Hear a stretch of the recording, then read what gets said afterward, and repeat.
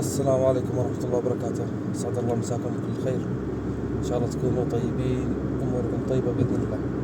قصة جديدة وإن شاء الله تنال إعجابكم. قصة حقيقية وواقعية. هذا كان في واحد رايح للحج، هو وزوجته حامل في الشهور الأخيرة. هذا الكلام زمان جدا، يعني قديم جدا.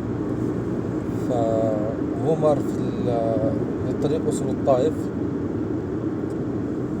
فزوجته تعبت، أجاها يعني آثار الطلق والولادة. فشافوا أقرب بيت، دقوا عليه، قالوا لصاحب البيت: لو سمحت نشتري فزعة منك، سلامات، ايش في ما في؟ قال: عندي زوجتي حامل وبات ولد. كلموا المولدة، أرسلوا واحد يتصل على المولد اللي تولد. أجت ولدت الحرمة، فالحرمة تعسرت أثناء الولادة وتوفت المرأة، لكن الطفل خرج سليم. جابت بنت. فبعد شوي كان جالسوا في المجلس، جاهم خبر إنه الحرمة ولدت وتوفت وتعسرت في الولادة والبنت موجودة. فحمد الله وشكره، وأخذوا الحرمة وغسلوها وكفنوها ودفنوا. فصاحب البيت يقول صاحب الرياض اللي جاء يحج: خلاص أنت روح سوي حج وخلص، إذا خلصت تعال خذ بنتك. قال له: تمام، خير ما قلت. أخذ نفسه وراح يحج. خلص الحج، رجع، وصل عند الرجال، يكلمه ويقول له: والله بنتك بعد ما سافرت ب3-4 أيام توفت ودفناها. ايش الخبر، ايش العلم؟ قال له: هذا العلم، ما في غيره يا ابن الحلال. قال له: توفت الله عليك. وكل الله واخذ نفسه ومشى، رجع الرياض. دارت الأيام، دارت الأحداث. بعد 55 سنة، هذا الشايب، الرجل اللي كان يحج، صاحب الرياض، معه ولده توظف بالعسكرية، عسكري. وكان هذا الولد معه صاحبه، يعني في نفس الدورة العسكرية، وصاحب الروح بالروح، أخوان. المهم يروحوا ويجلسوا السكن مع بعض. توظفوا وين؟ توظفوا في الشرقية، الدمام، مش في الدمام تحت الدمام، ولكن في الشرقية. جاء الكلام بينهم، قال له: ايش رايك؟ يقول لصاحبه: تجي عندي الرياض وأعرفك على الوالد وأعرفك على اخواني وكذا يعني. قال له: اوكي، ما عندي مشكلة. حجز تذكرة ووقع على الرياض. استقبل صاحبه، أخذه وداه البيت. دخلوا المجلس والشايب موجود. الشايب مين؟ الزوجة الحرمة اللي توفت زوجته وبنته. فيعرفوا: هذا الوالد، وهذا يا أبي صديقي وأخي هناك، يعني أخ عزيز وغالي، وإحنا بنفس الشغل، بنفس العمل، بنفس المكان، وعزيز وغالي. الشايب طبعا لابس نظارة مقعرة، يعني نظر وضعي، جالس يشوف في الولد، يطالع فيه، صدق، يبعد النظارة، يرجعها، يروح يشوف، قرب منه. قال: خير. أخذ نفسه ومشى. تغدوا، راح غرفته، تغدوا، خلصوا كل شيء، وجلس له يومين وسافر، رجع على الشغل ومكانه. الشايب اتصل على ولده، قال له: اسأل صاحبك هذا خويك، قل له: أنت تعرف فلان الفلاني، ورجع لي خبر. اتصل الولد على صاحبه، قال له: أنت تعرف فلان الفلاني؟ قال له: نعم أعرفه، هذا جد. ايش تقول؟ قال له: جد. قال له: خير. ليش تسأل؟ قال له: بس جدي يسأل عليه. رجع لعند أبوه، يقول له: أيوة يا أبو، يعني إنه يعرف الولد، يعرف الرجال هذا، ويعرف كل تفاصيل، يقول إنه جده.